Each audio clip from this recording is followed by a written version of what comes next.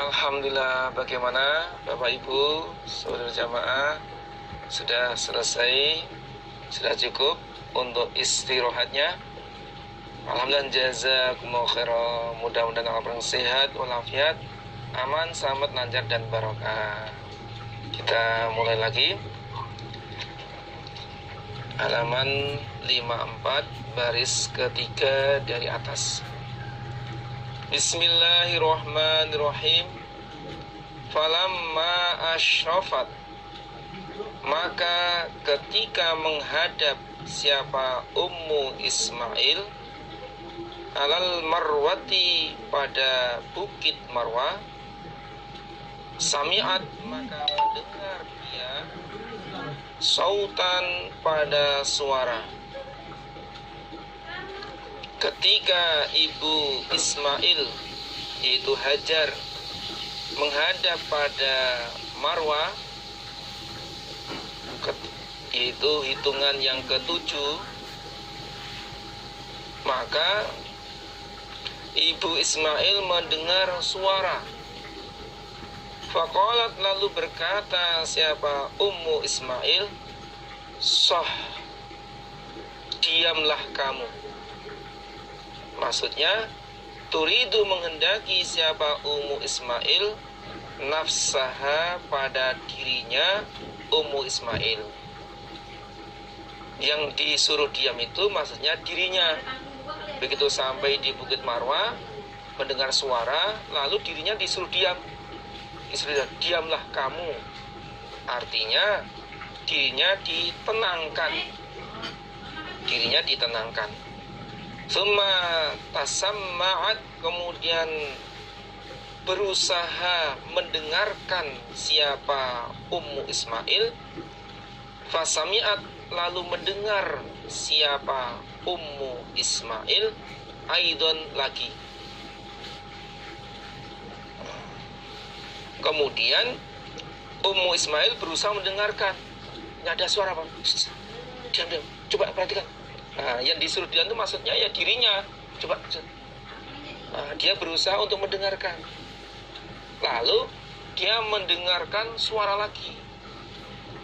Faqalat, lalu berkata siapa Ummu Ismail, qad asma'ta, telah memperdengarkan engkau suara. In kana, jika ada, indaka, di sisimu, apa ghawathun, pertolongan. Jawabnya, tolonglah aku. Lalu Ummu Ismail berkata, kamu telah memperdengarkan kepada saya. Kalau memang di sisimu ada pertolongan, tolonglah aku. Jadi Ummu Ismail itu hanya mendengar suara saja, tidak ada wujudnya. Lalu mengatakan, kalau memang di sisimu ada pertolongan, tolonglah aku. Faida, ketika itu, hiya Ummu Ismail bil malaki, bertemu malaikat. Inda maudhi Zamzam, di dekat tempatnya Zamzam, yang saat itu belum ada, ya dekat di situ, yang sekarang ya jadi Zamzam. Fabahasa, maka menggali sapa malaikat, biakibi, dengan tumitnya malaikat. Kemudian malaikat menggali, atau ya nyauk gini, digali ya kayak begu gitu, digaruk gini. Nah, menggali dengan tumitnya. Auqala, atau berkata Nabi, bijanahi, dengan sayapnya malaikat, atau dengan sayapnya. Hatta zuhara, sehingga mengalir apa al-ma'u, keluar air. Digali dengan tumitnya atau dengan sayapnya. Fajalat, lalu berbuat sapa Ummu Ismail, tuhawiduhu, sapa Ismail hu pada air. Tuhawidu itu menjadikan semisal telaga. Taj'aluhu kal haudi. Tujuannya apa? Li alla yadhhabal ma.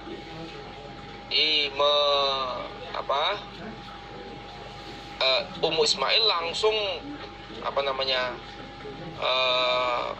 menggali, dijuglangi, dijadikan seperti telaga, dilebarkan, diluaskan, begitu. Jadi yang tadinya sudah keluar kemudian digali, kemudian tanahnya itu dilebarkan, diluaskan. Taj'aluhu misal haudi. Ismail menjadikan air itu seperti telaga. Watakulu dan berbuat sapa Ismail dia dengan tangannya hakada seperti ini. Jadi dipraktekkan ya kayak dibendung itu, dilebarkan gini, gitu. Wajalan lalu berbuat sapa Ismail taurifu mengambil. Taurif itu mengambil dengan tangannya. Kalau bahasanya nyawuk. Minal ma'i dari air fisikoya dalam wadahnya Ismail. Jadi mengambil nyawuk dengan tangannya kemudian dimasukkan ke dalam wadah air minumnya. Wahwa adapun airiku yafuru mengalir air itu nyumber ba'dama tarifu setelah mengambil nyabuk siapa Ismail. Jadi setelah airnya itu diambil, nyumber tush gitu. Qala berkata Ibnu Abbas, qala bersabda An-Nabi sallallahu alaihi wasallam, yarhamu semoga menyayangi Allah Umma Ismail pada Umma Ismail, itu Ibu Hajar. Lau tarokat andaikan meninggalkan siapa Ummu Ismail Zamzam pada Zamzam, andaikan Ummu Ismail membiarkan begitu saja tanpa dibendung seperti telaga.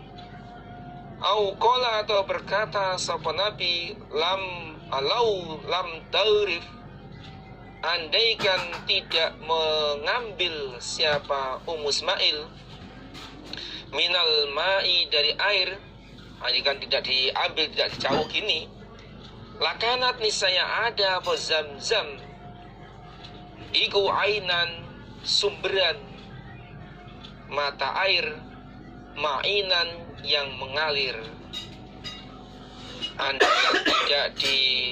Andaikan Zamzam itu dibiarkan begitu saja, atau Nabi mengatakan andaikan tidak dibendung, tidak digali seperti